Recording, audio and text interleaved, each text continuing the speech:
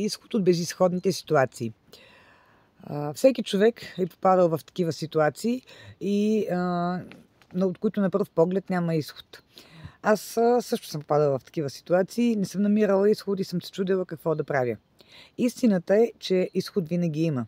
Само, че ние не можем да го видим, защото начинът ни на мислене не позволява да го направим. Изходът е някъде там, но ние не го виждаме. Какво да правим? Ами да променим нашето мислене, например. Как се променя мислене ли? Като първа стъпка можем да започнем да мечтаем.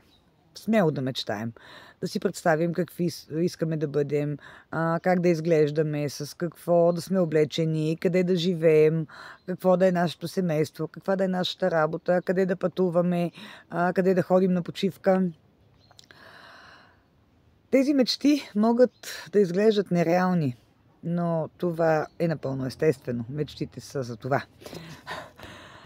Когато започнем да се връщаме все повече към тези мечти, нашия ум ще стане по-гъвкав, по-комбинативен.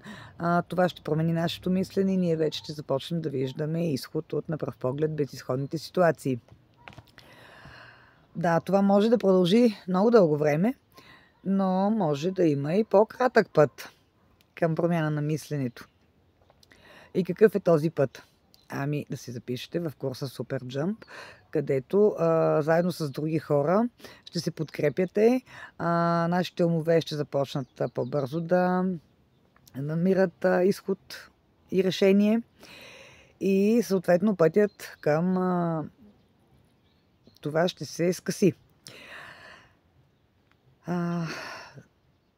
Когато сме заобиколени с други хора, които също като нас търсят изход, искат да променят мисленето си и така да намерят този изход, всичко наистина се получава по-бързо.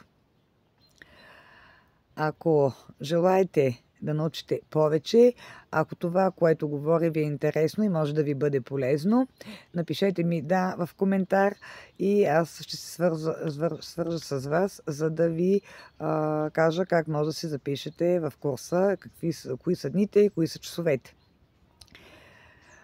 Нека да имате много хубав ден и не забравяйте да мечтайте на воля. Това променя мисленето. До скоро!